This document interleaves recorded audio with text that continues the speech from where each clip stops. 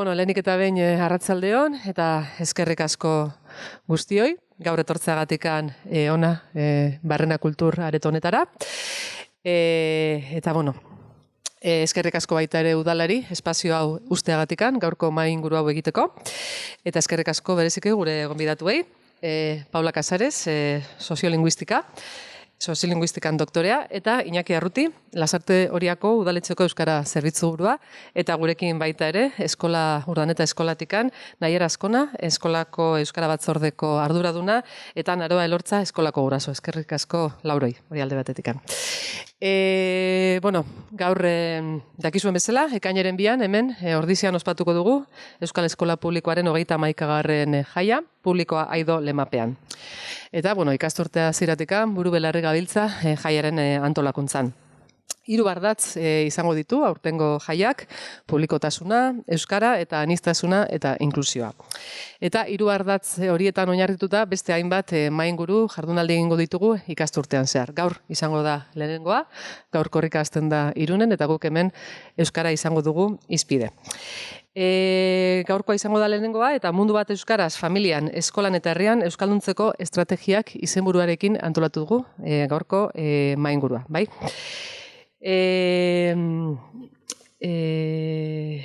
Eta horretarako izango ditugu lago gonbidatuak. Argi daukagu, eskola publikoan eredua hegemonikoa da, bihurtu da, baina egunerokotasunak eta datuek erakusten digute asko daukagula oraindikan egiteko. Bai, asko daukagu oraindiken egiteko.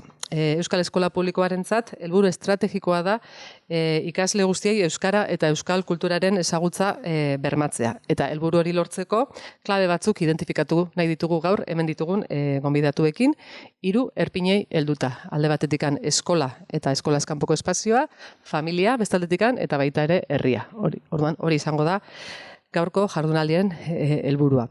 Grabatu egingo dugu baita ere, gaurko saioa, hemen etorri ezin izan direnek ere izan dezaten jarraitzeko eta ikusteko aukera. Pixkat azalduko dizuet, bakoitzak izango ditu 25 minutu aurkezpentxo bat egiteko, galdera batzuk prestatu dizkiegu egiteko aurkezpena, eta ondoren izango duzue galderak egiteko aukera. Bai, esan bezala, 8 gutxitan atera behar gara. Orduan, hori izango da pixkat plana. Hasteko, hasiko gara Naiara eta Naroarekin, beraiek eskolaren ikuspegitik hitz egingo digute. Eta, galderatxo batzuk prestatu dizkiogu, bai? Batez ere, zein da ikastetxearen errealitatea, zeintzuk dira erronka nagusienak, ez? Zein estrategia erabiltzen dituzue ikasleak euskalduntzeko, zer lorpen izan dituzuen, baina baita ere ze zailtasun eta zein erronka dauzkazuen, bale? Orduan, pixkat galderei horiei, oinartuta edo, pixkat hori izango litzateke planteatzen dizuegun erronkak edo galderak. Orduan, Naiara eta Naroa? Atxaldeon, eskerrik asko, etortzegatik, zuei ere bai. Eta, pixka bat burue kokatze aldera, naiz da gehienok bertakoak izan eta ezagutu, egokia iruditu zaigu pixka bat, baipatzea, azkeneko urte hauetan bai Ordiziak eta bai eskolak izan duen aldaketa, ez? Adibide oso zehatz batekin. Nik nire lehen semea eskolan matrikulatu nuenean, orain dela 17 urte, bizpahiru hizkuntza zeuden eskolan. Hau da, eskolaren hizkuntz paisaia zen, 2 hizkuntzatakoa. 3. semea matrikulatu nuenean 2015 urtean 19 hizkuntza dira. 8 eginda hizkuntzak, eskolan ditugun hizkuntzak. Zorionez, 8 egin dira. Horiek kudeatzea, kudeatzeak izugarrizko lan askatu du, bai eskolarekiko, familiekiko, irakasleekiko, lan polita, hor gabiltzanak, gogorra, neketsua, zama handia, bakarrik egin dugulako, eskola bakarrik gaude, kanpoko eragileek ez digute lagundu, eta orduan baliabide guztiak gure gain erori dira. Baliabide pertsonalak, baliabide ikasleak erabilitugu, baliabide bezala, ez? Beraien artean azkenen elkar eragina eginda, ez? Orduan, datu hori, detaile hori oso txikia izan da, famili batentzako, begiak irikitzen dizkizu, ez? Horrez gain, esatezu jo, birutik 19 da, ondorioak berdinak dira. Orduan txalotzekoa da, eskolan egiten dugun lana, txalotzekoa da, familiak egiten dutena, eta izugarrizko esfortzu handia, ez? Euskararen aldetik, euskara ardatza izaten jarraitzen du eskolan, euskaraz ezten ditugu eta azten ditugu umeak, ez dugu hildori inoiz aztu, ez da alde batera utzi, eta nik uste dut hortan, erronka oso handia daukagu, mailaren gainean dago, azkeneko urte hauetan, zuko igual agian gehiago zabalduko duzu, orain jarridan erronka bada, guk ja 17 urte daramatzagu erronka hori erantzun bat ematen, ondo gainera, zailtasunak bai, ugari, oztopo pilo bat, baina egia esateko esperientzi bezala eta emaitzak guztiz positiboak izan dira. Bai, behar bada, ordizi hizkuntzak pixkat testu ingurua ere eskolan zenbat hizkuntza dauden, baina ezin gara abstraitu ere gaur egun ordizian ikastetxeen arteko desoreka nabarmena dauela, eta horrek eragiten dauela pixkat zuzenian hainbat eremutan, bai euskalduntzean, eta pixkat euskara edo etxeko hizkuntza euskara dauketenen masa kritiko nahiko bajua daukagula, harremanetan eragiten du, baina harremanetan hau ere autokritikatik, ze batzutan gure muga personala, gurasoen mugak ere izaten die, gure umea zeinekin erlazionatuko dan, edo pixkat aurre iritzitik ere bagaude, baina Eta gero hirugarren bat, familien sareatzean, eta pixkat aniztasunaren kudeaketan, kultura artekotasunak, horrek ere erronka potoloak zabaltzen dizkigu.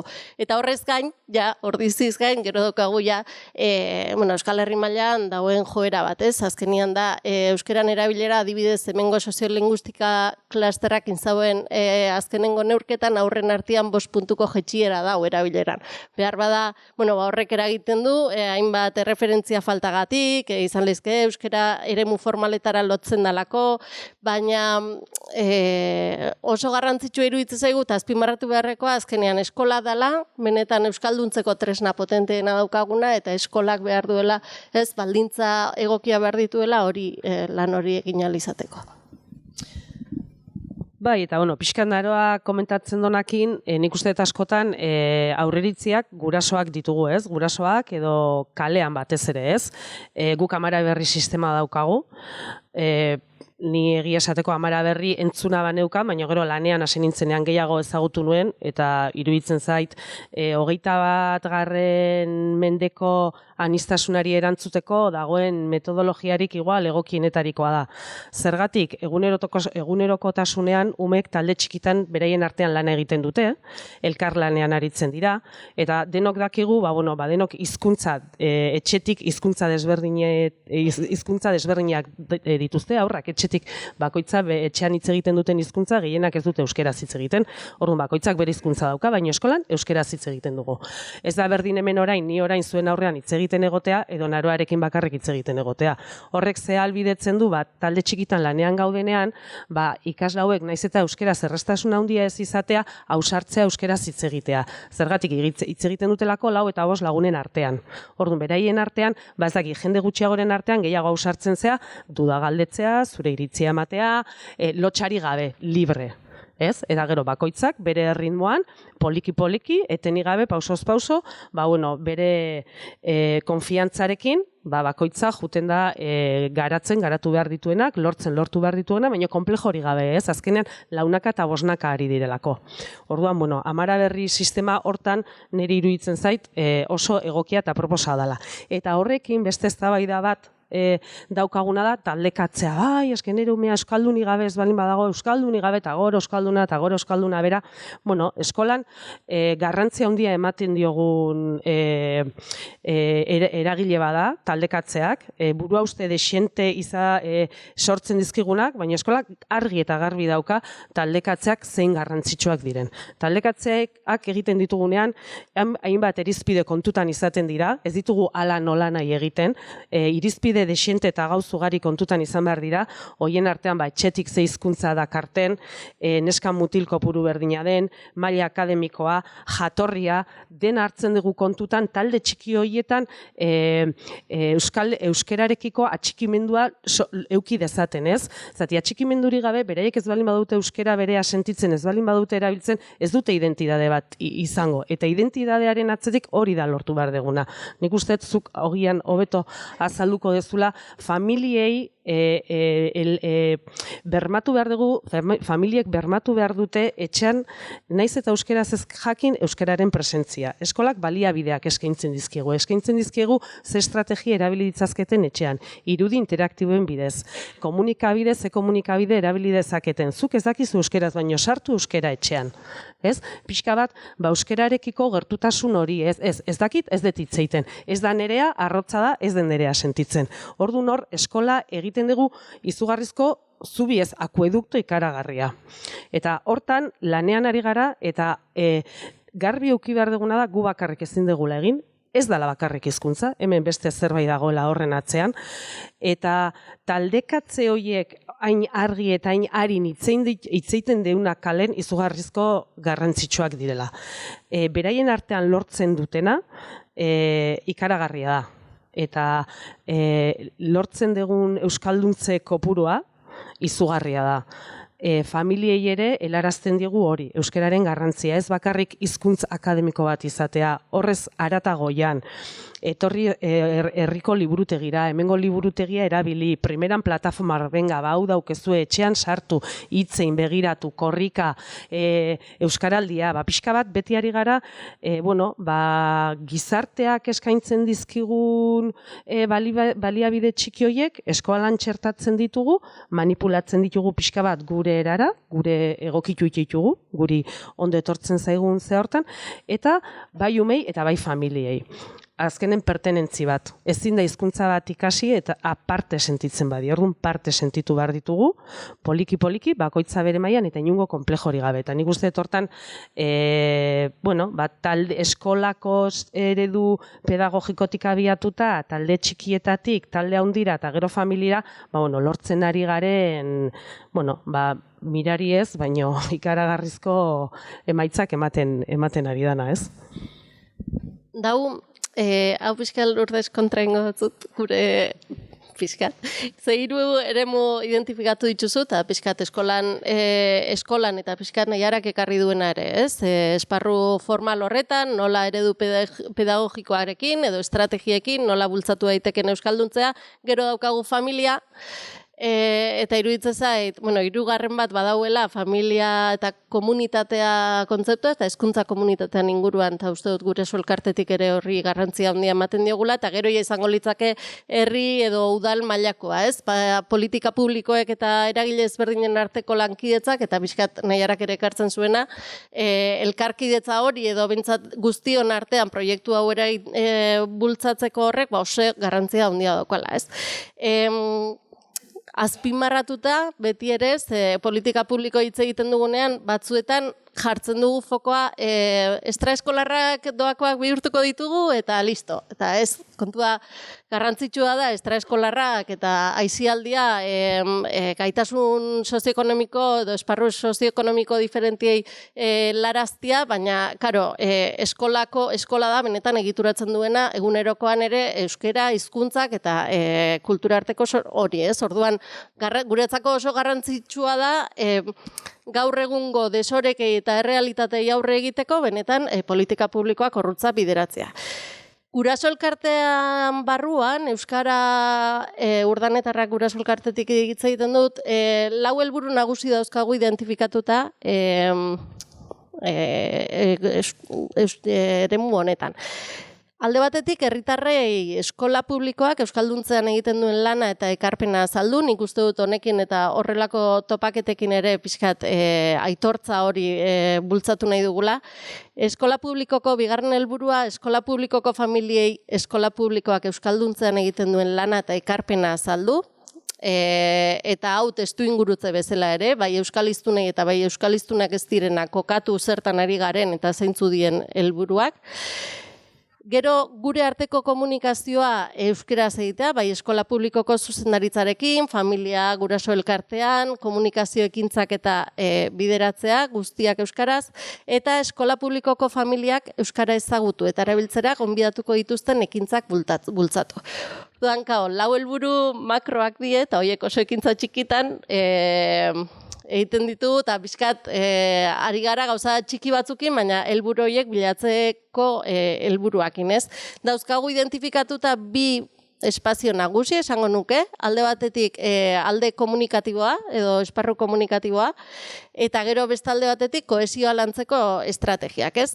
Zentzu honetan, ekarri alde komunikatiboari garrantzia handia ematen diogu, adibidez, familia sareari lortu dugulako familiak kulturanistasun horretan familiak egituratzeko sare bat, Telegram sarearen bidez, lortu duguna egituratzeko pertsona eta kultura ezberdinak.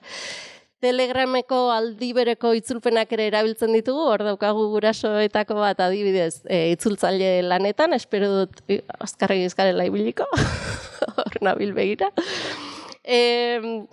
Horrekin euskerari presentzia eman nahi diogu eta gure komunikazioetan ere egituratu espazio eta aitortza hori euskarari. Bestalde, bereziki azken urteetan komunikazioa, barne eta kanpo komunikazioa, bai familia sarearekin, bai sare sozial, webgune propioarekin eta barrindartzen ari gara, iruditzen zaigulako gure mezua zabaltzeko guk dauzkagula tresnak eta guk bultzatu behar ditugula. Eta gero, komunikazioakin erlazionatuta, baina askoz ere interesgarriagoa festak antolatzen ditugu. Orduan, antolatzen ditugu bi festa handi, bat ikasturte amaierakoa, ematen du parrandarako bakarri dela, baina lortzen dugu poltsiko guztiarentzako, komunitate osoarentzako, komunitate osoak bultzatuta, bazkari erraldoi bat, 750 lagunetik gora elkartzen garena, kohesioa bultzatzen duene, eta gauza berdina egiten dugu, neguan dantzan ekimenakin, merienda gigantesko bat, eta orduan jante pila bat etortzen da, eta oso jende anitza, ez? Bestela badago lako utxune bat, eskolan elkartzen gara, baina gero goaz plazara, eta ez daude, ez? 60 da ikasleen 80 ez dago plaza inguruan, ez? Orduan beste realidade hori ere badaukagu. Eta hori egiten duguna, eta gero azte zara pentsatzen, eta zer egin nahiko genuke, badaukagu pendienteetako bi hildo nagusiak aniztasunan eta anistasunaren kudeaketa eta euskara hildoak erronka nagusi moduan dauzkagu. Alde batetik euskarara, eragituratu bat planifikatzea, hizkuntzen prestigioarik eta bat, arnasguneak bermatzeko espazioak edo estrategiak lantzea. Eta gero eskola zarago, eta oso garrantzia handia ematen diogu, herri mailako ikastetxe eta eragileekin euskalduntze estrategia bateratuak lantzea, ez izatea bakarrik eskola bere aldetik doa, baizik eta komunitate osoari datzea, herri eta herri mailakoak, eragile ezberdinekin, eta eskolak daukan funtzio, euskalduntze funtzio garrantzitsu honen atzean eta gabezia zailtasun honen aurrean ere badago Eusko Jaurlaritzaren politika zehatz bat, ez? Bai, desorekak baimentzen dituena, ikastetxeen arteko desorekak bultzatzen dituena, orduan hori aldatzen ez den enean udal politikek estrategia bateratuak egoera honi bukaera ez diotena ematen hartzen ez diren bitartean, zailtasunak edo egoerak jarraituko du nahiko zail, ez? Erronka zueteta. Bai. Eta, ja zuei hitza eman baino lehenago, nila bukaera, hemen lankide desiente zaudete, eta, nik uste dut bukatzeko falta dela hemen gure eskolari, Urdaneta eskolari, aitortza bat egitea, ez? Batez ere, Ordizia herrian ematen ari den euskalduntze prozesu horrek, edo prozesu hori, eskolak egiten du. Ez? Momentu honetan, herri honetan euskalduntzen nahi balin bagea, gugea euskalduntzen ari garenak, gehien bat. Orduan, arro sentitu behar gala, aitortza hori eskolari eman bertzaiola, nik uste hori ere beste puntu badala gaur egun Euskal Herriko hainbat eskola publikoi aitortza hori merezi dute, ez? Bere garaien beste batzuk izan zuten bezala, azkeneko 15 urte hauetako euskalduntze prozesua eskolen baitan dago, aitortza hori dago, eta bueno, guk euskaldundu ditugu orain dela ia 2 hamarkadatako belaunaldiak, euskalduntzen ari gara oraingoak, euskalduntzen jarraituko dugu, bakarrik laguntzariken hobe, gehiago laguntzen badigute asko hobeto egingo dugu, baina bueno, eskerrik asko denoi, aitortza eskolari eman behar diogu, eta bueno, bukatzeko, bagora euskal eskola publikoa, ez da? Berari gabe, igual ordizia etzan egongo wind down egoera honetan, ez da?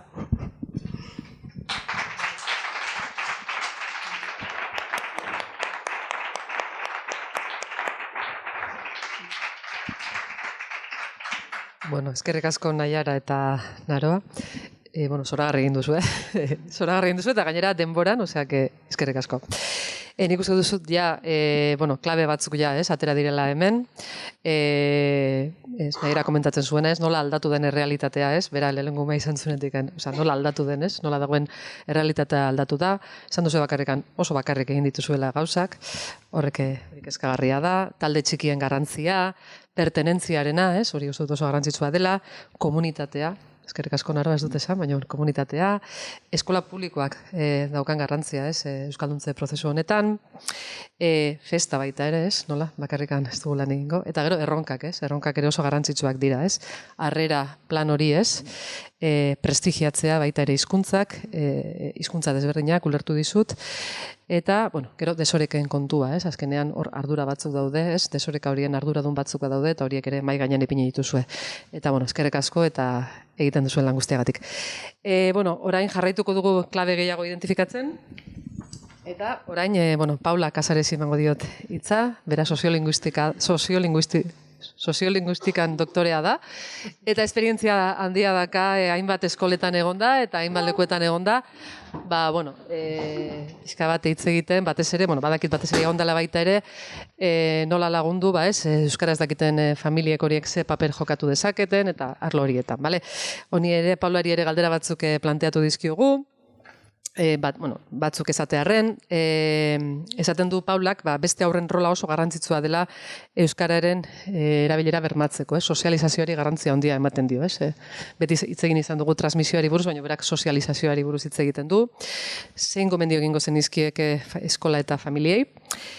Gero baita ere nola jokatu beharko genuke euskaraz ez dakiten familiekin, eta urdanetak esplikatu du beraiek egiten duena, zein rol har dezakegu. Eta gero baita ere zer egin dezakete, euskaraz ez dakiten familiek, eta hemen ere badauzkagu bertan batzuk, zein izan behar den beraien rola, eta baita ere, nola eragin dezakegu aurren hizkuntza hautuan, ez dut uste, gai galdera zaila, baina, pixkat galderatxo batzuk planteatu dizkigu, orduan, Paula, orduan onja zure txanda. Bai, esker mile.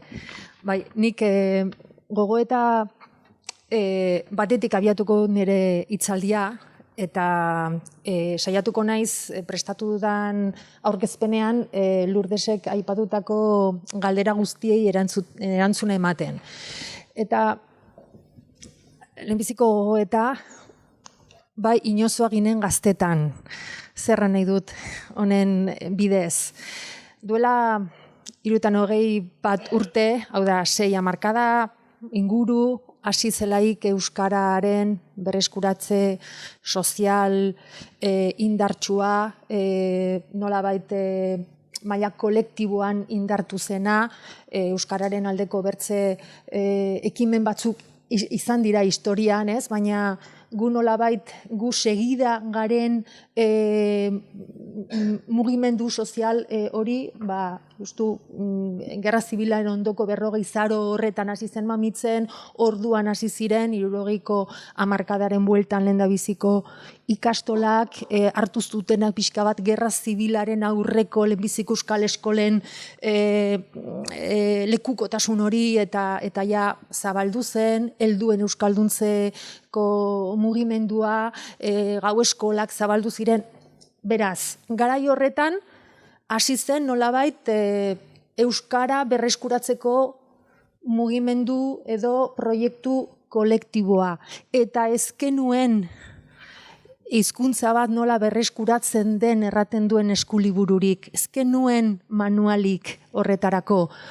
orduan, plural maiestatikoa erabiltzen du, zein oso ginen gaztetan, baina hemen gehienok ezkinen sortuak ere, baina nolabait horren segida sentitzen baikara, bidezkoa daola formulatzea. Orduan, zen honez jokatu zuten orduko euskaltzaleek, eta hizkuntza zabaltzeko eta hizkuntza berreskuratzeko helburuz eta gogoz hainbat ekimen abiatu zuten. Baina oinarritu ziren nolabait axioma batzuetan, baieztapen batzuetan, eta hamarkada batzuk pasata konturatu gara kontxo ez zirela hain egia edo hain egia biribila. Eta horietako bat zen, egia horietako bat edo egiatzat hartzen zen olako axioma bat izan zen, behin euskara eskolan sartuta dena konponduta dago. Hau da pentsatzen zen, behin 3 urte betetzi dituelarik aurra eskolan sartu, eta denbora kontua da, esperatuko ditugu 12 urte, eta aterako da euskaldun bat. Eta euskaldun hori, gaztea, euskaldun osoa, joanen da enpresetara, eta enpresak euskaldunduko du. Eta orai gehiago dakigu, ateratzen dela unibertsitatetik oso ongi prestatuta, nahi duzuen bezain ongi prestatuta, ingeniari euskalduna sartzen da enpresa batean eta behar ditu 2 minutu hartzeko zein den enpresa horretan dagoen hizkuntza kultura. Euskara baldin badu toki, ongi baino ez badu toki, berehala egokitzen da horretara. Bekaduna edo hasi berria den langile bat ze iraultza inen duen, ez dala? Konturatu ginen gauzak ez zirela insimpleak. Eta eskola oso garrantzitsua zela, baina ez zela bakarrik eskolaren kontua. Edo uste ginuen, aurrek ikasgelan euskaraz egiten baldin badute, aterako dira plazara eta euskaraz eginen dute. Ez da hola. Gaur egun badakigu haunitz ere gehiago komunikazioaren inguruan. Eta badakigu ikasgelaren barnean dagoen komunikazio parametro sortak ez duela zer ikustekorik plazan dagoenarekin. Eta ezin dugula espero holako erabilera transferentzia automatikoki gertatuko dela. Agian gerta daiteke, baina ezin dugu espero hala izanen dela beti. Hau da, testu inguru formal, instituzionalizatu batean, ikasgelan euskaraz egiten baldin badute, handik atera eta ez instituzionalizatuta dagoen testu inguru, hizkuntza erabilera libre bateko testu inguru batean, hautatuko dutela euskaraz egitea. Ezin da, espero automatikoki hori gertatuko dela, baina hala uste ginuen. Eta pentsatzen zen, eta nik hori irakurri izan dut, gainera, eta batipat Kataluniako soziolinguista unitzi, erraten zuten, berreskuratze prozesua, galtzeko prozesua aldre besibiltzea baizik ez da. Galtzerdin bati buelta ematen zaion bezala? Jakin baldin badakigu nola galdu zen euskara, jakinen dugu berreskuratzen. Baina euskara galdu zen, eta nik hori nire ikerketetan aztertu dut, hainbat herrietan, hainbat familiatan, eta gertatu zena izan zen hizkuntza ordezkatze prozesu bat. Hau da, ordura arte euskaraz mamitzen ziren harremanak erdarak hartu zituela. Eta orduan gaztelaniaz hasi zen harreman sorta hori bideratzen. Baina horrek ez du gaur egungo egoerarekin zer ikustekorik. Gaur egun gure aurrek euskara jakin eta euskara zeinen dutela nahi dugu, baina ez dugu zalantzarik bertze hizkuntza ofiziala jakitea ere ondela, eta atzerriko hizkuntza jakitea ere ondela, eta nik ez dut ezagutzen gurasorik bere aurrarendako elebakartasunik nahi duenik. Ez euskaraz, ez bertze zein hizkuntzatan. Beraz, daukagun konplexutasun komunikatiboaren egoera erabat bertzelakoa da. Ez du zer ikusteko hori duela 60 urteko egoerarekin. Hau da, kudeatu behar da hizkuntza berreskuratze prozesua eta hizkuntza historikoa eta bertakoa eta zabaltze eta sendotze sozialaren prozesua eta poliglotizazioa eta hizkuntza ikaste prozesu exigenteago batekin. Eta hori dana gertatzen da, Naroa eta hain ongi erranduten bezala, Ordizia bezalako egoera aniztasun handiko eta nolabait hizkuntza elkarbizitza bizia duen batean. Beraz, dagoeneko inork ez du sinesten euskararen transmisioaz esan zigutena. Euskararen transmisioa gurasoengandik aurrengana, gurasoek nola aurrek hala, goitik bera norazko bakarrean helduten hizkuntza transferentzia emate hori, eta aurrek jaso egiten dute, euskara, ondare kultural nolabait odolaren bidezko edo emate ia biologiko moduan irudikatu izan den hainbat testutan, eta inork ez du gaur egun hori ikusten baliagarria denik azaltzeko gaur egun gure aurrak nola bilakatzen diren euskaldun eta ze gertatzen den familietan. Aurrak euskaldun azteko, aurrek euskaraz aditu eta aritu behar dute. Eta euskaraz aditzeko eta aritzeko aukera usuak, nahikoak, egunerokoak behar dituzte eta gainera askotarikoak. Ez solaskide bakar batzuekin edo komunikazio egoera bakan batzuetan. Eta biztan da horrek familiaren testuingurua gainditzen duela. Gainditzen du. Eta hizkuntza transmisio hori goitik behera izateaz gain esker eskuinekoa ere bada. Hizkuntza transmisio hori ez da bakarrik belaun artekoa, gurasoen eta aurren artekoa, belaun barnekoa ere bada. Aurrek ikasten dute hizkuntza bertze aurrengandik, eta aurrak dira bertze aurren hizkuntza irakaslerik hoberenak. Hau da, hiztun bilakatzen gara, ez bakarrik gurasoengandik, baizik eta bizi garen testuinguru sozialetik jasotzen ditugun komunikazio aukera guziei esker. Eta orduan aniztasun hori da gure proiektu honetarako, hau da, aurrak euskaldunaz daitezela eta euskaraz egin dezatela helburu horretarako kudeatu behar duguna. Beraz, transmisioaren paradigmak biztan da huts egiten duela. Orduan, aipatuko datzuet pixkat hizkuntza bizitasunaren ereduan dagoen eredu bat, baina biziki interesgarria zaidana gero aipatu nahi dizuenerako. Literatura anglosaxoian aipatzen da kode edo 3 elementu nagusi dituen hizkuntzaren bizitasuna edo hizkuntzaren erabilera baldintzatzen duten elementu sortalde batetik. Hori ingelesez dago, ingelesez formulatuta dagoelako capacity, opportunity, desire, eta euskaraz izanen litzateke gaitasuna, aukera, eta nahia.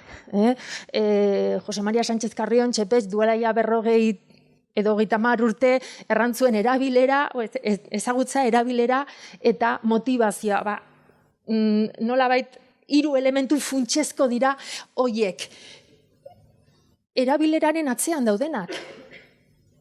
Hizkuntza batean egiteko lehenbizi jakin behar duzu, ez badakizu, hori da lehenbiziko baldintza. Baina ez da bakarra.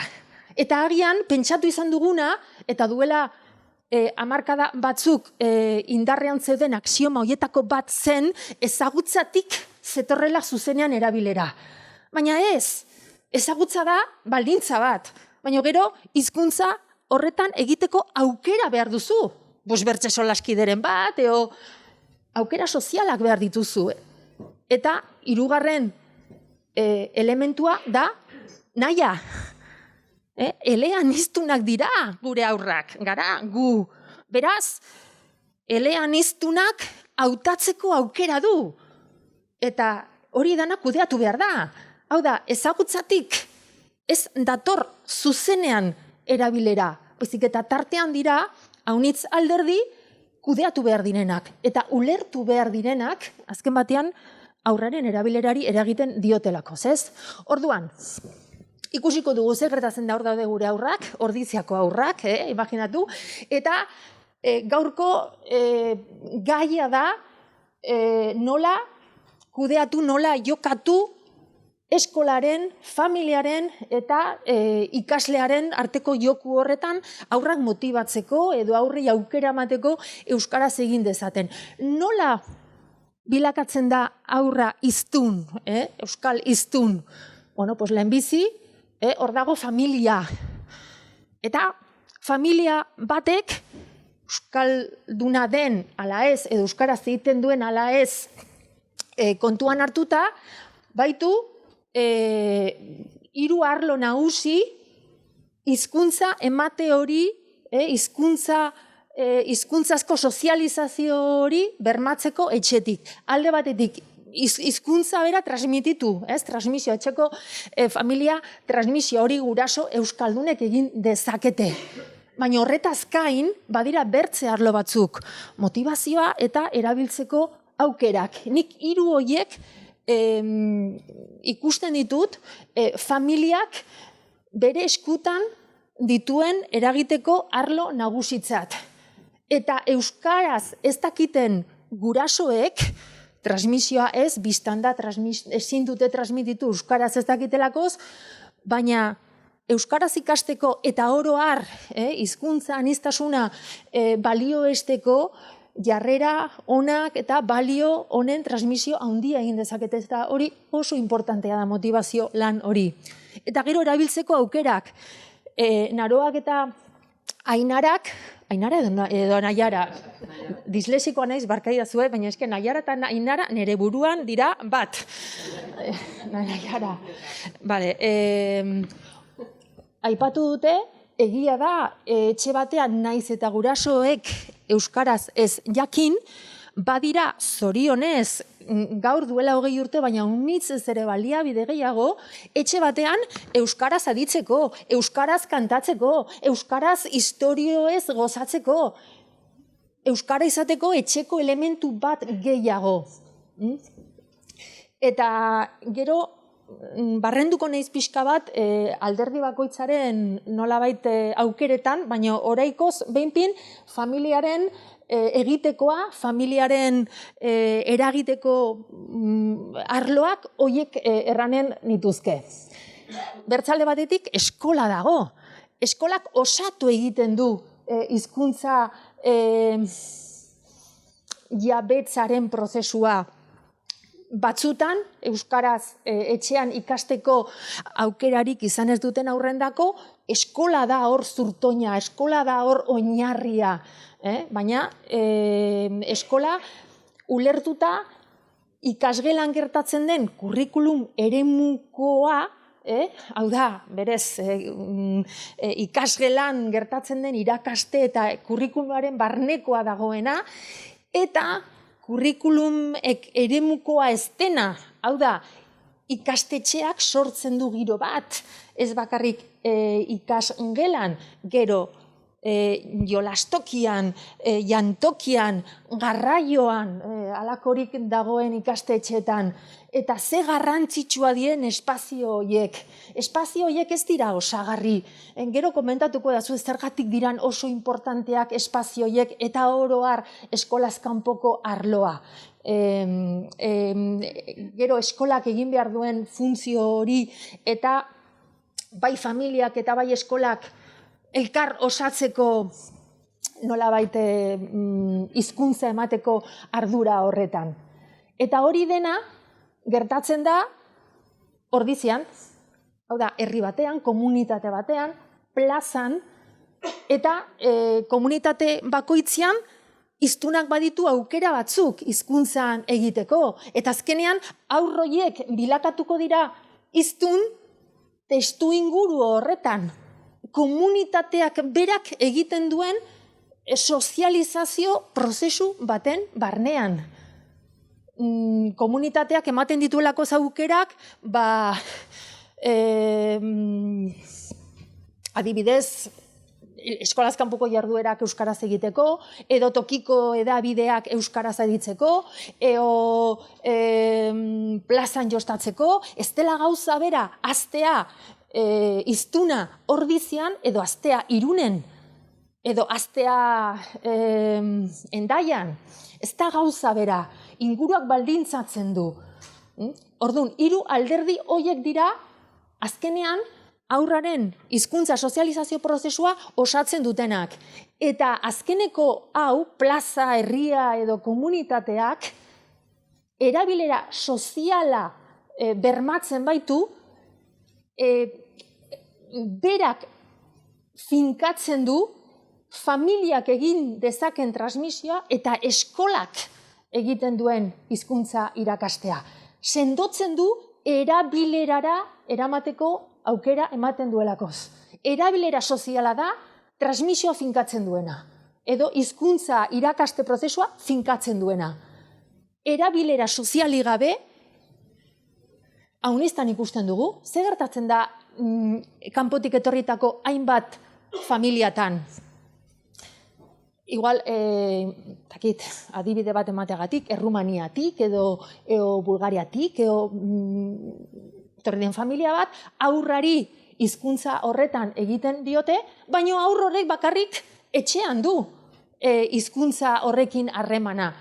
Eta ez badu komunitate txiki bat, ez badu aukera hizkuntza horretan gurasoekin ez ezik bertze batzuekin egin ahal izateko, litekeena da, bai, ulertu bai, baina momentu batean gurasoei ez erantzun ere hizkuntza horretan, eta erantzunen dio, igual, berak erraztasun handiagoa edo berak bere egunerokoan gehien ibiltzen duen hizkuntzan. Hau da, familia den hizkuntza ematia bere horretan, bere soil horretan, ikusi izan da, batez ere familia migranten kasuan, ez dela aski. Baina eske hemen ere, soilik funtsatuko bagenu aurren hizkuntza sozializazio prozesua familiaren baitan, Gontxo pentsatuko geze, ze ahul, pentsa dezagun, egun batetik bertzera de eredua desagertuko balitz. Hezkuntza oso garrantzitsua da, eskola oso garrantzitsua da. Familiaren hizkuntza emate hori osatzen duelakoz. Baina komunitateak behar dio eman hiztunari, familiak eta eskolak irakatsitakoa eta nolabait emandako hizkuntza jabekuntza zea hori eramateko, erabilera sozialera eramateko. Ez dakit denboraz nola nabilen, nahiko nituzke gauza batzuk gehiago erran, 5 minutu. Orduan, garrantzitsua da 3 arlo hoien arteko, familiaren, eskolaren eta komunitatearen, herriaren arteko jarraikortasuna, sinergiak batera jokatzen dute, aurrak hiztun bilakatzeko prozesu horretan, modu osagarrian. Familiei dagokienez, nik garrantzitsu ikusten dut, egile batek erraten du kontzientzia kritikoa sortzea familiei, ez? Zer da kontzientzia kritikoa? Ohartaraztea zer rol garrantzitsua duten egiten dituzten hizkuntza hautuetan,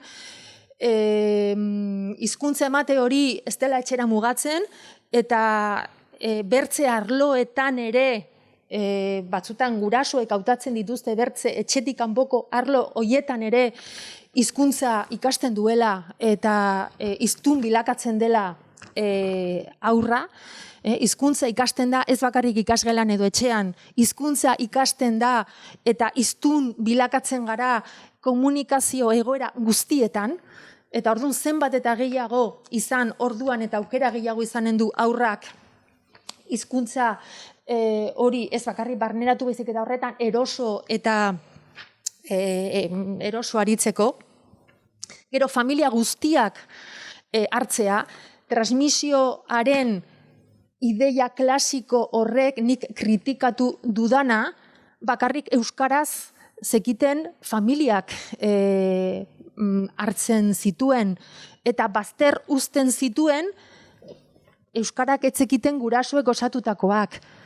Nik uste dut garrantzitsua dela, ezin bertzekoa da, gainera, euskaraz dakiten gurasoek osatutako familiendako ere diskurtso bat izatea. Eta hizkuntza sozializazioaren ideia honek hori eskaintzen du. Guraso hoiei erran egiten die, ze garrantzitsua zareten.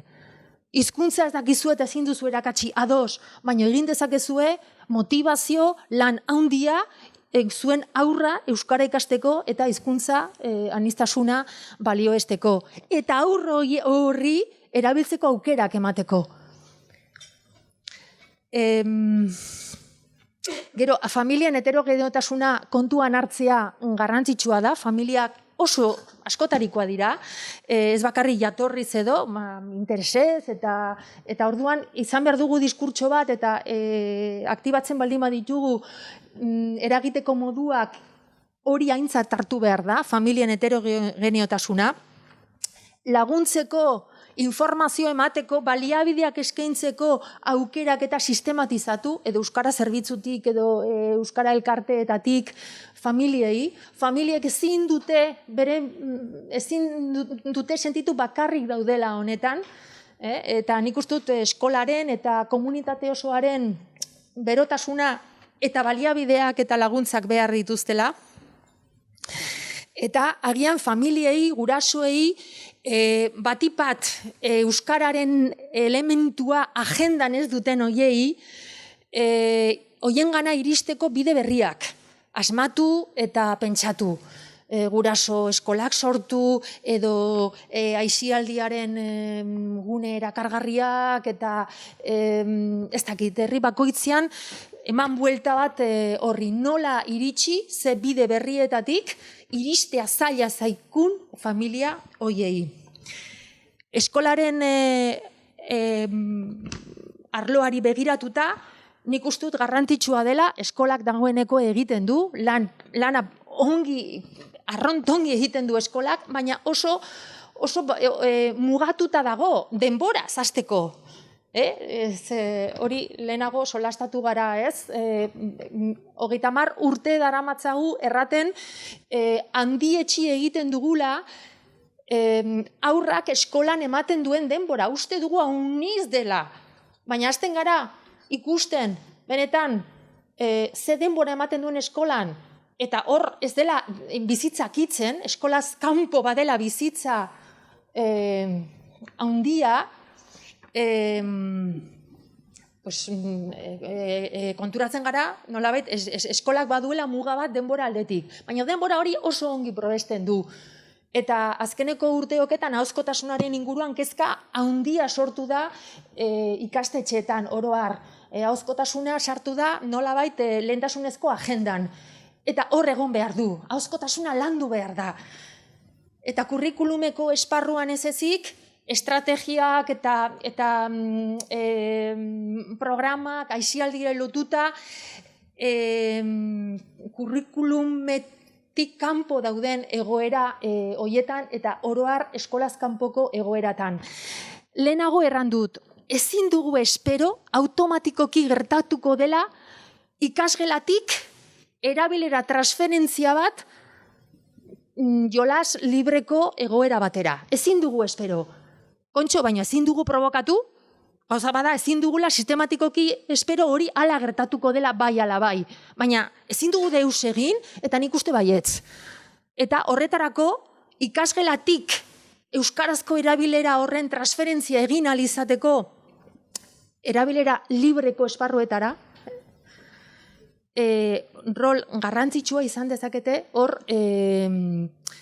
jarduera gidatuak, hau da, jolasa, aisialdiari loturikoak, baina nolabait zuzenduta daudenak. Zitzaile bat, entrenatzaile bat, dena delako hizkuntza dinamizatzaile bat izan dezaketenak.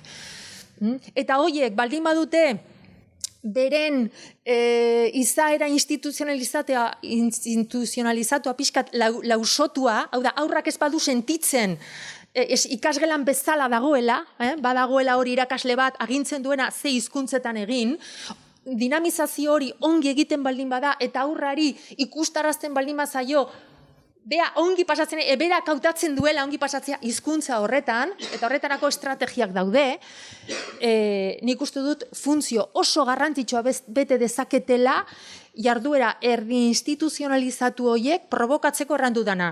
Ikasgelatik, erabilera transferentzia, aisialdira edo nolabait joko librera.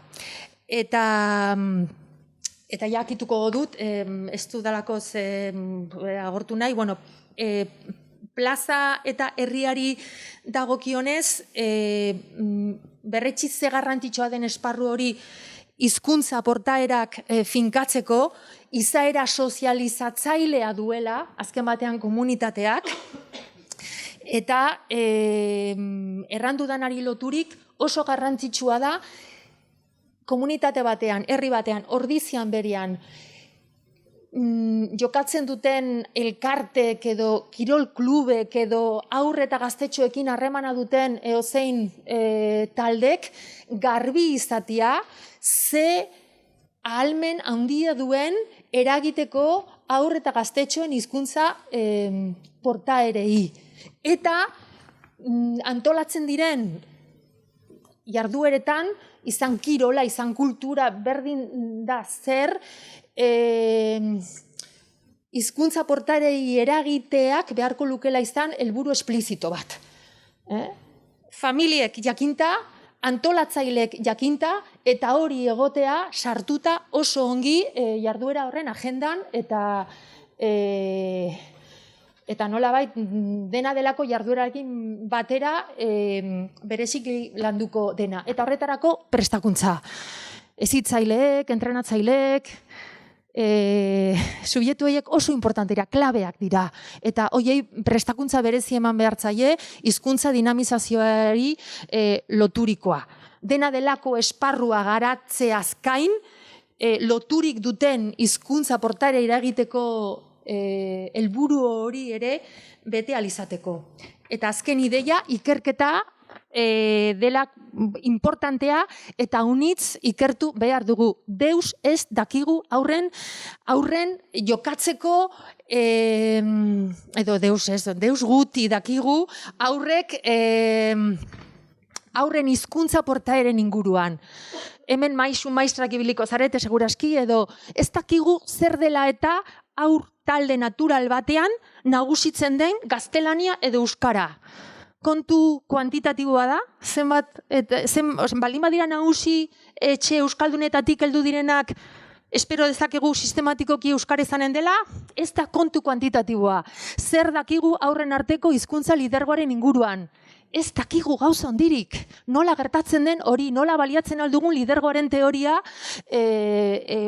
bilatzeko aldaketa horiek, ez? Eta tankera horretako informazio hutsak edo baditugu, eta orduan badugu oraindik ere nun ikertu eta nun zabaldu. Barkatu, luzatu, banaiz.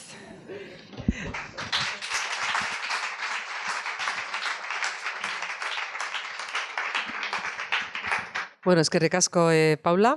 Inoso deitu gaituzu hasieran, baina, bueno, gero ja erantzun diozu gure galderi orduan, nik uste dut hemen ere klabe interesanteak atera dituzula eta hausnarketarako hainbat gai. Ez nahi luzatuko, zeia, Iñakiri pasatuko diot hitza. Iñaki Arruti Lasarte Oriako Euskara Zerbitzuko arduraduna da, eta Laster Foru Aldundira joango da, baita ere. Orduan, zuretzako galderak, etxean euskara egiten duten aurrek, gazteleraz egiten dute kalean. Zein udal politika eta proposamena egin daitezke euskara kalean, kirolean, aisialdian sustatzeko. Nola lagundu diezaiokete erakunde publikoek eskolak eta familiak egiten duten lanari? Hemen hasieran azaldu da, oso bakarrik gaudela, praktika honak azaldu ditzakezu, eta amaitzeko zer egiten dute, egin dezakete udalek, arnazgune izateko. Iñaki. Chaldeón. ¿Se traduce bien lo que estamos diciendo? porque han hablado como una moto y allí veo a un hombre que está traduciendo, o sea, dice cosas sensatas, o sea, ¿se entiende bien? Sí, ¿no?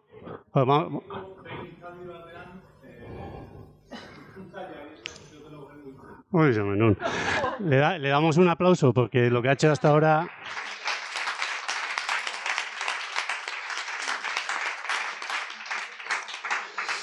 Bueno, batoi, nik uste Paula ekarri bat zenute bakarrik eta dena esan nahikoa zala, Baina, bueno, hoi da, jaketorri gan, zehoz esango deu. Bueno, nik uste gauza garrantzitsuenak esan da daudela orduan, bueno, bizpairu idea eta gero pixkat bihotzetik itzein nahi dizuet, somatu etelako zerbait hemen eta igual, bueno, hor, askotan esaten da, burua, eskuak eta bihotza, hor abestik eta asko dazkauta horti behar deu zerbait, bai. Bueno, etxean euskeraz egiten duten aurre kalean gaztelaniaz egiten dute. Batzuk. Guk ere bai, txikitan. Arrebes ere egin liteke galdera, Kalean gaztelaniaz egiten duten umeek zerraitik egiten dute etxean euskeraz. Koño, Bueno, sozializazio eremuak bialako eta aurrak, badukagu guk lagun soziolinguista bat, arek esaten du hizkuntza jokabideak, bueno, holakotan txistea kontatzea, mundua dago bi aukeretan banatu, eta ez dakize, hizkuntza jokaerak izan litezkela bi. 80% pikuan izaten da jokabide egokitzailea. Alegia, egokitzen gea kontestura, sozializazio eremu horre dazkan baldintzeta. Zuek Donostira jute esatenian eta Zaran da sartze esatenian zeoz erostea, zeite zue. Kalkulo azkar bat, eta gero, gehienok, askok, batzuk, gaztelanioz egiten zue, beste batzuk euskeraz. Bueno, jendearen ehuneko haundi batek dazka hizkuntza jokabide egokitzaileak, egokitu egiten dira, baina ez euskeraz bakarrik, gaztelaniaz ere bai, edo beste hizkuntzetan. Eta gutxi batzuk, beste gauzatan bezala, hizkuntzan aparte bezala, dazkate jokabide urratzaileak, alegia. Nik dakaten historia, nire intrahistoriaren gatik, nire esperientzien gatik, seguruenik Bilbora juteman naiz bihar eta taberna batea sartu, bueno, jokabide egokitzailekoa balipa naiz, seguruenik egokituko naiz, eta ingo de kalkulo azkar bat, eta zen, hemen erderaz entzungo diet, eta zen, erderaz eskatuko ditut bi kafe horiek. Baino, ni jokabide urratzailea balin badut, indezaket beste kalkulo bat, jakin, eskola publikoak, eta beste askok, egin dituzten lan ikaragarrien ondorioz, zerbitzen ari dan 25 urteko gazte horrek badazkala gutxienez bitatik bat, edo igual gehiago probabilidadeak euskeraz ulertzeko. Eta horrenik bi kafeak euskeraz eskatu ditut. Eta dakat probabilidadea segurenik 2-3 euskeraz atenditzeko. Bueno, ume gehienak egokitzaileak dira. Orduan, etxean euskeraz egiten balima da, egokitu iten dira, horrela sozializatu dira eta euskeraz jarraitzen dute. Eskolan, segun, zelan egindan, sozializazio eremu horren baldintzen arabera, egokitu iten dira hizkuntzaz. Eta kalean ere bai. Bueno, hau da pixka bat esaten nahi izana, edo esan dana beste erabatea esateko kontua, Etatzen hainbeste aldatu zaigula mundua, seguruenik Ordiziako hain 60 urteko euskaldunak zian etxeaietako ume horiek ikastolara jun eta euskeraz egiten zutenak, bazezkaten halako burbuila moduko batzuk, babesgune batzuk, euskeraz egiten zituztenak beti. Eta orduan, eremu hoitako askotan ze hizkuntza egiten zan, eta lagunak gehienak ere zezkaten euskaldunak haiek, eta seguruenik dinamika horrek eragingo zuen. Baina gauzak asko aldatu dira, ez naiz mundua zenbat aldatu dan esaten hasiko, hizkuntzak eta sozializazio eremuak nola aldatu zaizkigun, zean lehen umeare ura bizitzan etxean, eskolan edo ikastolan, eskologuz kanpoko jardueran bat igual eukiko zuen, igual ez. eta gero bultatuko zen etxean, orain baina asko ordu gehiago sartuko zituen, igual atxon amonekin bizi izan, telebista pixka bat igual eukiko zuen, zuek ere jatzaten gazteak, zian Televisión Española bat eta UHF, ezta? Bi. Bueno, pues oain bakizu ezer don.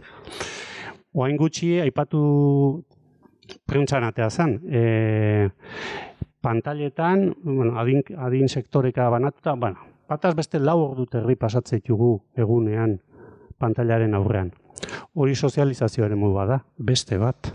Zema pasatzea eskolan?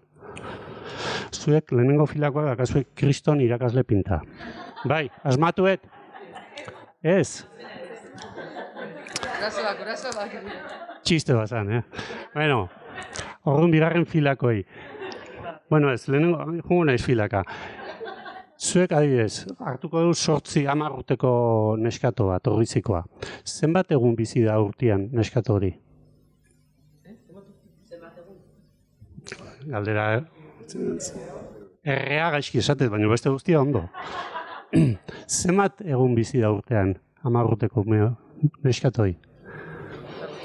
375, bale, ondo. Bigarren filakoi, zenbat egunetan juten da eskolara? Sindikalista bat badago? Itzultzailea sindikalista da. Zenbat egunetan juten da? Gehi, 175. 175 biderbi, dia, 350. Osea, ondorioa. Haur bat eskolara juten da urte osoko. Egunen, erdietan, baino gutxiago. Hau bat ematek ja pentsatu azekan, ez da? Beti eskolan daude, nola? Beti eskolan daude, ez daude beti eskolan. Irakasleen kontrataga, bueno, hobetu litezke, bueno, bale, hori utziko deu, oso konfliktiboa da, ostegun batean hitz egiteko. Bale, orduan, eskolara juten da urteko egunen erdietan, baino gutxiago. Eta eskolara juten dan egun hoitan, adibidez, egun batean zenbat ordu bizi da neskatoi 10 urtekoa? 24, ondo. Eta lo zenbat pasatzen du? 12? Zema, 8, 9. Bueno, 9 jarriko dugu. 9, keno 24, 15. Ez, 24 ken 9, 15. 15 oitatik zenbat eskola ordu dazka bigarren filakoi? 5 eta erdi. Orduan. Ez. Gelaz aigea. Eremu kurrikularraz.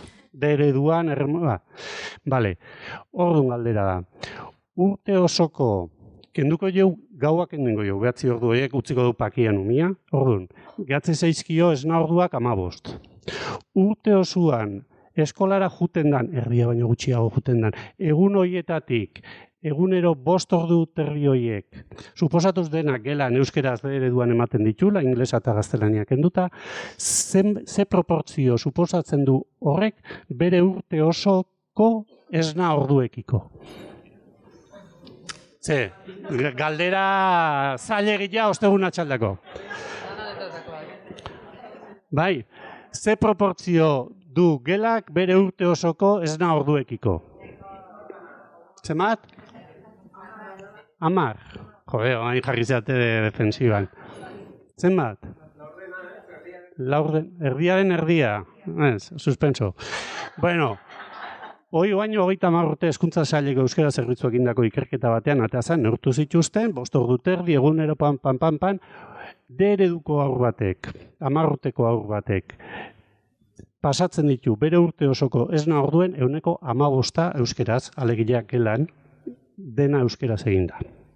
15%. Pertsonari, gero ezpada jangelara juten, etxian gaztelania zitzeiten badu eskologuz kanpoko, eta tiktok, tiktak, tuk-tuk, segun zer, igual bere 85% gaztelaniaz jasotzen du. Orduan, ez da zuzenki 15%ko garrantzia eskolaren asko zaundiagoa du, da guztion artean ereiki deun instituzio bat, berez eregin nagusienen artean hori daukana, hizkuntzaren gaitasunen transmisio indartsu bat eta hizkuntzaren eta kulturaren transmisio bat. Baina bai laguntzen digu ponderatzen eskolaren muga zein dan. Eta orduan irakasle guztik lasaitu itea, eta esatu, klaro, normal, guk ondo iten dugu, beste guztia do gaizki.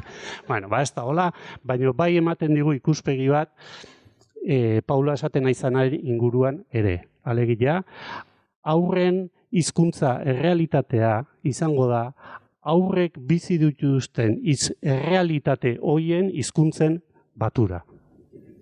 Bai, sozializazio eremu guztien batura. Eta TikToken pasatzen baituzte 4 ordu terdi, TikTokek suposatuko du deskuidatzen mazea, zean, hoi ez dute urteko egunen erdietan bakarrik egingo. Orduan, suposatuko du 1,5 baino gehiago. Bai, bueno, zer gehiago, praktika honak. Praktika honak. Labur, uste ez dela luzatu nahi eta energia bukatzen nahiko zaigu, baina tamen bihotzetik itzin behar dut. Ni ikastola kumea naiz, eta harro nago, oso harro gaina.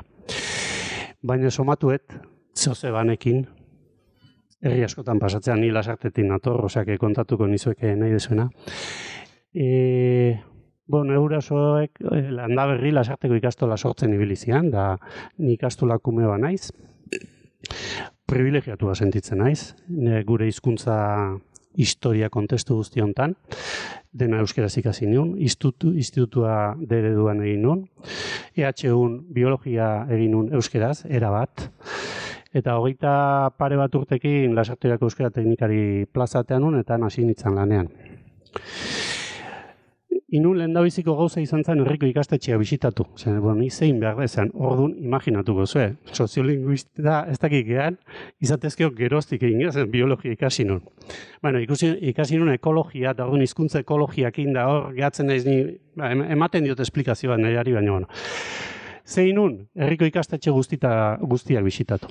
Lehendabizi junitzen erresenea, ikastola, eta ikastolako zuzendaria izan zen irakasle izan dago bat. Josus, Maria, ze ondo inaki eta eta ingo deut alkarrekin dauta. Junitzen ikastetxe publiko batera, eta atea jo nun, eta zean, zea bada, igual nola da, topiko bada, zean gizon zahar bat, holako mai, inbesteko atzan, tarteko mai batean eserita, periodikoa irekita, gaur egun zuzendareak ez dioten mailean periodikoa irekita daukatela. Periodikoa hori zein zen, El Alcázar. Eta esan nio, mira, jo, no seke, bengo, egokitu nintzen, ez nion euskeraz egin. Egokitu etzekin, alperri zen, baina bueno. Eta esplikatu nion, zer nintzen, zertan etorren, elkarrekin gauzak egiteko asmotan nitzala, eta esan zian, no, tranquilo, no, si interesa eso. Ereduan zan, dena. Eta hola hasi zan, nire ibilbide hori. Eta esate izu eta hau, ez da nire bizitzatzea izu bat interesatzen, baina esate izu eta hau, gai hontara ekarrita eta praktikoa hon bat nahi bali mezu ordizin, ez da egiten hemen udal horrezkari badaon, baldago, bat. Badaude, ez dizuet dantza inaziko eta hola, Praktika hon bat nahi bali mezue, sortu zazue mai bat, herriko ikastetxe guztikin. Bai, sortu duta balima dago, udala bera ere bai, euskera zerbitzuak igual kiroletakoa eta gizarte zerbitzuak eta besten bat ere bai. Eta hor da kasua pustua. TikTok ez dugu euskaldunduko. Eta euskalduntzen badugu beto. Baina, gure lehentasuna ez dago TikToken. Gure lehentasuna dago ikastetxetan bakoitzak bere etxean barruan egiten ditunak. Familietan bakoitzak bere etxearen barruan egiten dutenak. Eta batez ere, elkarrekin egiten baldin badugu zerbait herrian. Hor, askotan pasatzen da, botatzen dira 3 eremu. Bi oso definituak dira, ez? Familia edo etxea, oso ondo dakigu. Bigarrena da ikastetxea, eskola, baita ere. Eta 3. da herria. Koño. Herria oso gauza zabala da, komunidadea oso gauza zabala da. Nik uste oso importantea dela enfoke komunitario ukitzea, zen bestela imposiblea da 21. mendean Europa honen herrian hizkuntza gutxiagotu bat berreskuratzea. merkatu legearen arabera ez dugu lortuko. Merkatuan egon behar dugu, baina merkatu legeak eramango gaitu beste hizkuntzetara. Orduan, edo komunitate ikuspegitik egiten dugu, edo ez dugu egingo. Orduan, badaki dazkatzuela borrokak, nik ebazkate. Badaki dazkaula diferentzia, badaki daudela berdin zait, ez zait berdin, baina hala ere, edo elkarrekin egiten dugu, edo ez dugu egingo. Eta botako izuet bat, praktika, nire bezue simple, baina askotan esan, txiste banekan untako, askotan esan da gutxi egiten deuna.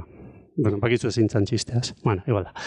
Orduan, 30 urtea mazkigu Paula eta biok esanaz gaur esan duguna. Eta oso importantea dela eskola, oso importantea dela familia, eta gero oso importantea dela herria. Baina herria, aztemagean mugatzen, eta gure seme-alaben adintarteetara, eta bitartekari instituzionalizatu bat daukagun jardueretara mugatzen badeu, utzi aparte TikTok, utzi aparte horrumeak bakarri jolasten nahi dianean, guazen hartzea, herrin, 16 urte zazpikoentzako antolatzen dian eskologuz kanpoko jarduera antolatu guztik, eta guazen euskalduntzea horiek. Eta orduan eukiko du 3. eremu edo sozializatze gune ziurra. Alegia, bat etxea ala danetan, eta besteetan oso ondo azaldu da zelan egin behar dan. 2. eskola izango da. 3. ez da TikTok. 3. da herrian eskologuz kanpoko jarduera antolatu horiek. Eta hauain esango diazue. Ez euskeraz dia. Ez dizue sinisten. Futbolean euskeraz ditute zuen mutikoek? Futbolean partidak euskeraz dia? Entrenamentuak euskeraz dia? Karo, eta futbola ze proportzio betetzen du? Rugbia bai. Bale, eta rugbia ze proportzio, berdin zait, Damazkiu 30 urte hori esaten eta egin gabe.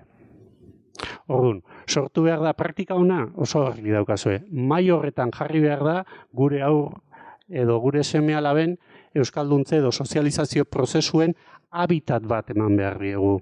Eskolaz eta familiaz gain, habitaren 3. hanka da hori.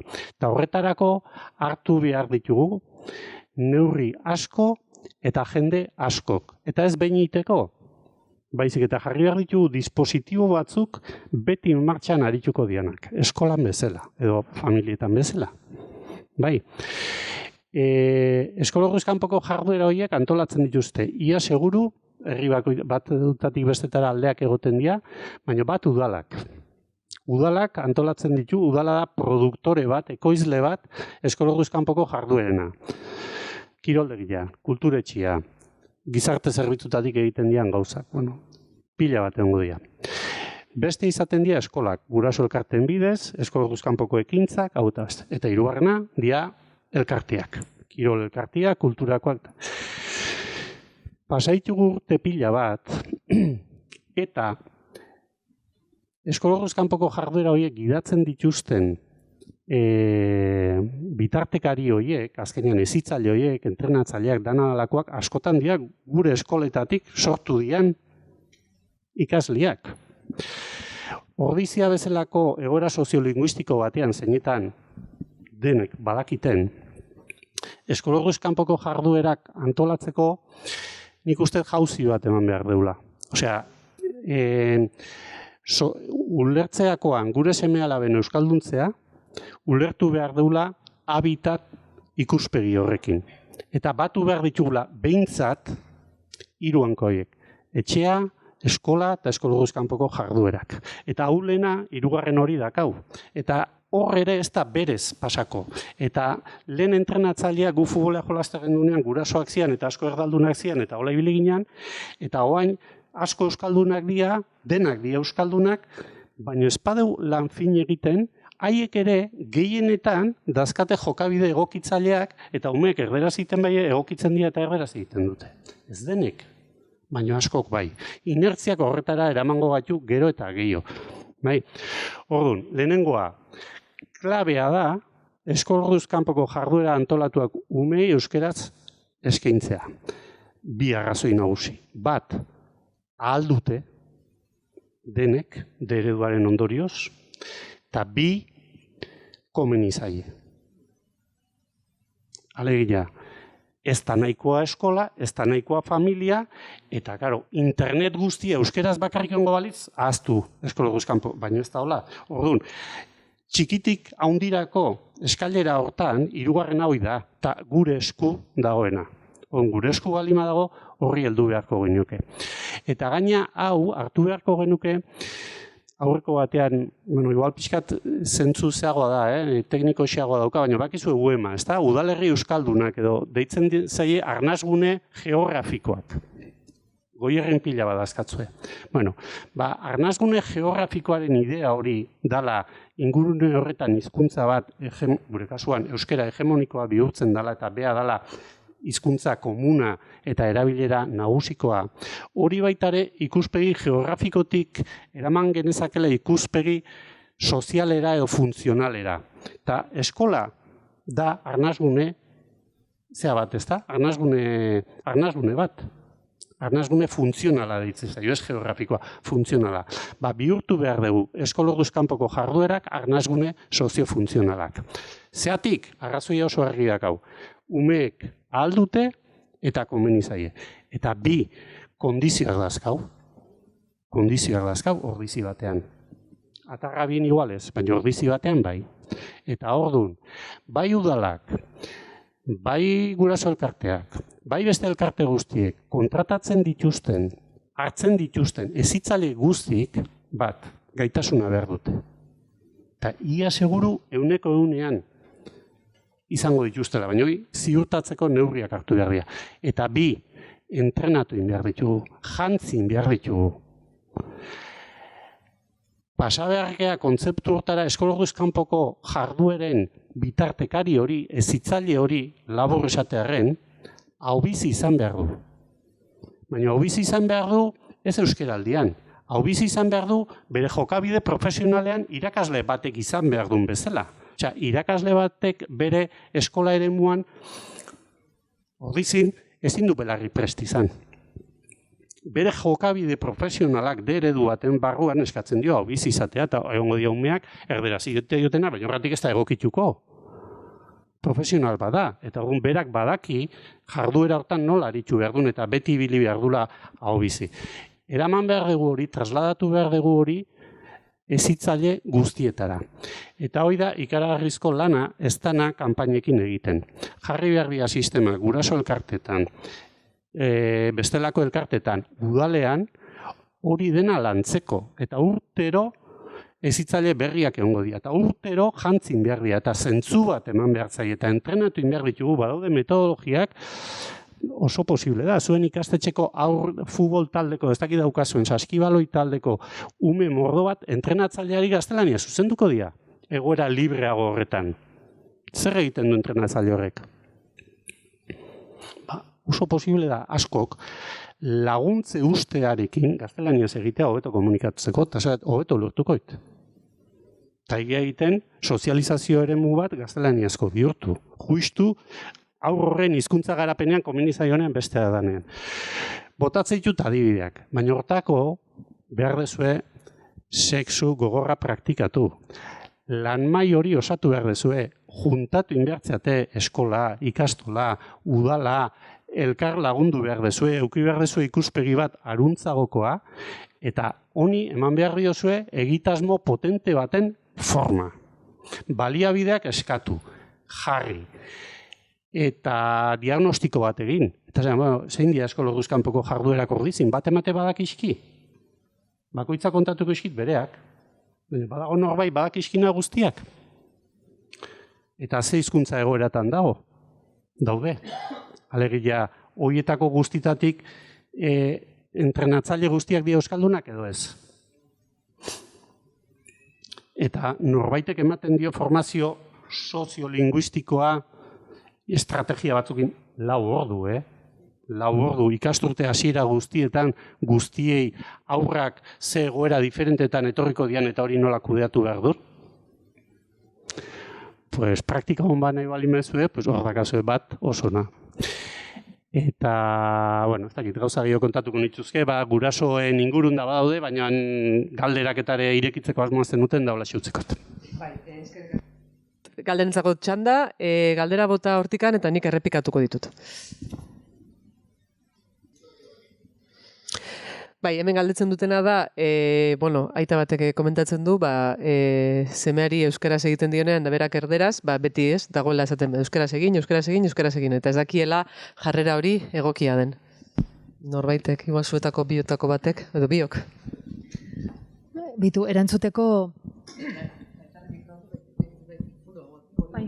Bai. Erantzuteko, emanuen hitzaldi batean, familia batek kontatu zidana aipatuko dut, uste dualako erantzuntzat balio duela pixka bat, edo pistaren emateko. Leitzako ama bat, Iruin herrian bizi zena, eta bikote laguna edo aita Marokotik etorria. Eta ama, euskaldun horrek Leitzako ama zen, eta errantzaten, behitu, nik aurrari beti euskaraz egiten diot, eta beak niri erdaraz. Baina aitak arabieraz egiten dio, eta aitari beti arabieraz. Eta nik senarrari galdetu diot, aizu, baina zergatik zuri arabieraz egiten dizu, eta niri ez dite euskaraz egiten. Eta ona, aitak errantziona. Konturatu zara nik zer egiten dudan etxera iristen izelarik. Planteatzen diot asmakizun bat. Eta behala hasten naiz berarekin jolasean eta kantatzen eta aita hori zen traka bat. Alde horretatik. Hau da, sustatzen zuen ez propio diskurtsoa egidazun ere arabieraz, baizik eta oso proaktiboa zen, eta oso ludikoa, aurrak joku horretan hartzeko parte, jolasa, samurtasuna, eta aldiz, amak, honek genero ikuspegia ere badu, zertaz, amak seguraski zanen zituen ameka ardura gehiago, garbigailuarekin eta bertze kontuekin, eta ez olako zeatan ibiltzeko. Baina erran nahi dut, batzutan, euskaraz egitea soila, eta euskaraz egiteko eskatze soila ez da eraginkorra. Eta aurrekin denbora eman, proposatu jolasak, sartu haiekin nolabait hizkuntza sustatzera, eta sartu joku horretan. Aurrari oroar hizkuntzak bortz dio. Aurra nahi du ongi pasatu, eta aurra nahi du gozatu, eta batzutan, egunerokotasunean batzutan hori falta zaiku batzutan, ez? Hizkuntza hartu, jolasgai. Ez hizkuntza erabili, ez hartu hizkuntza, jolasgai. Ez dakite erantzun datzudan, baina niri zer pentsatu eman zidan, batzutan nola ibiltzen dugun diskurtso mailan eta ez hizkuntza jolasgai bihurturik konplizidadeak eta samurtasuna eta ongi pasatze hori mamitzeko euskaraz. Aurrek hor sartzen dira bete-betean. Bai, esan dagoaz aparte, nik uste gero dago adina, umearen adina, beste aldagai importante bat, desberdina dalako 5 urte baldin baditu edo 15. 15ekoekin gaia razionalizatu, hitz egin, argudiatu, mila gauzen litezke, baina 5 urtekoarekin nik uste gehiago dela inertziak sortaraztea.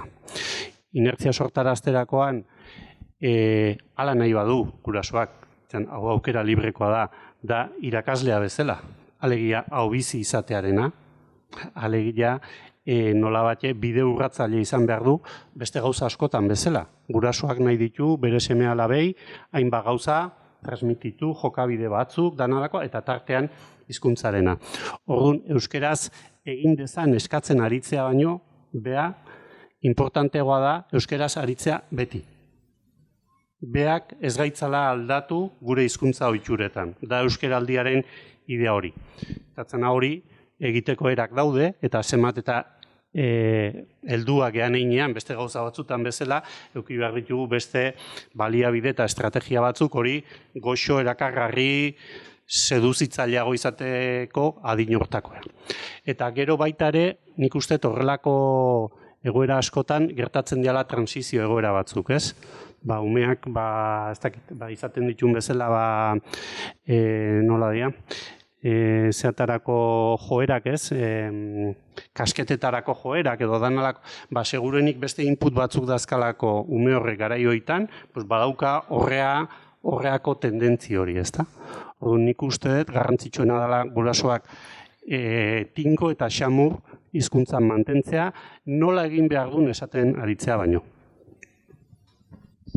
Bueno, eskerrik asko bioi. Galdera gehiago, Lik?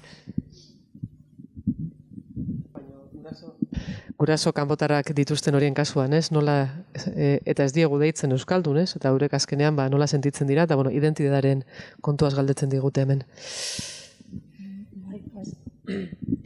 Nik uste dut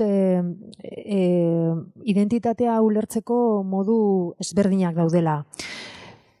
Gu heldu gara tradizio batetik eta identitatea oso modu esentzialistan ulertu izan dugu oroar. Azkeneko urteoketan eta hizkuntza identitateari ere loturik aldarrikatzen ari dira nolabait identitate performatiboak. Hau da, gara egiten duguna, praktikak egiten gaitu. Ez gara egiten dugunaz beste gauza bat. Beraz, hizkuntzari loturik eta hizkuntzak izateko indarra identitatea sortzeko, zertaz identitatea, errandu da bazala, ez badugu uste badugu ez dela esentzialista, ez da aldez aurretikako deus, baizik eta identitatea da sortzen duguna gure egunerokoan. Egiten dugunak, garenak, egunerokoan horrek ematen dio edukia. Eta hizkuntza aldetik, nolabait oso ideia erakargarria da, ez? Hizkuntzak praktikatzat ulertuta identitatea sortzen du. Zertaz, hizkuntzaren bidez harremanetan sartzen gara bertzeekin, sentitzen gara taldekide, sentitzen gara komunitateko kide. Eta nik uste dut atxikimendu identitatea sortzeko hizkuntzak duela balio handia, baina beti ere praktikatzat ulertuta. Ez ente abstrakto bat hizkuntza, ez. Hizkuntza baldin badago nire errealitatean, baldin badan niretako tresna harremanak egiteko eta neure burua ulertzeko. Beraz, nik uste dut hiztunei harremanak egiteko, sozializatzeko hizkuntzaren bidez aukerak emanta, luzera egiten ari garena da, indartu hizkuntzaren bidez ere talde kide sentitzea, eta hori da azken batean, ez? Identitatea lotzea zure nortasunarekin eta zarenarekin.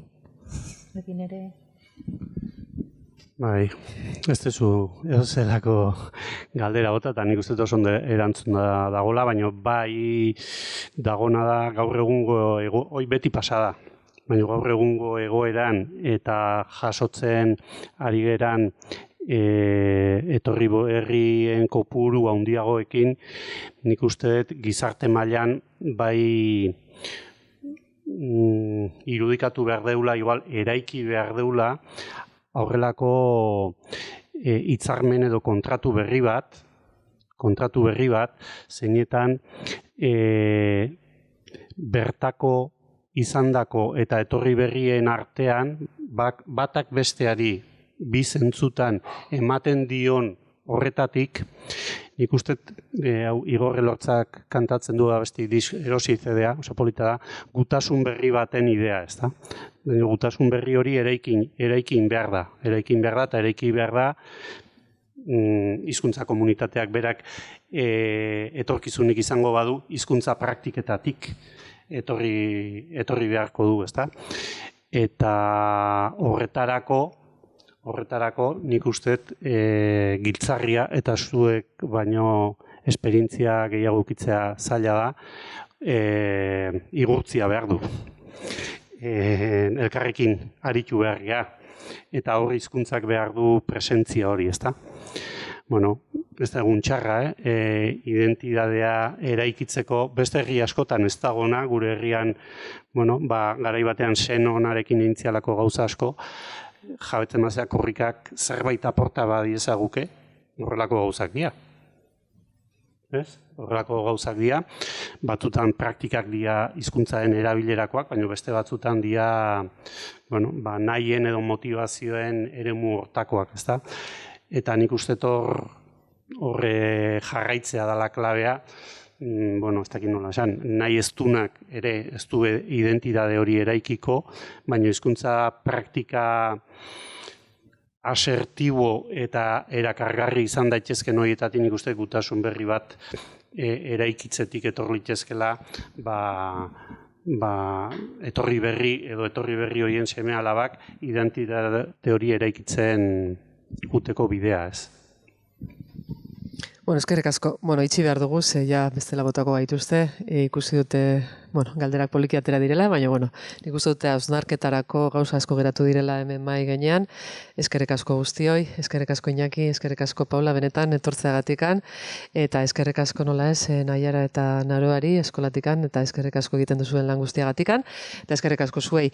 Hemen bukatuko dugu, eta, esan bezala, hau lehengo hitzaldia da, baina oraindik beste bi ditugu, eta ja esaten dizuet apirilaren 18an izango dugula bigarrena, publikotasuna izango dugu orduan izpide, beraz, konbidatzen zaituztegu eta eskerrik asko guztioi.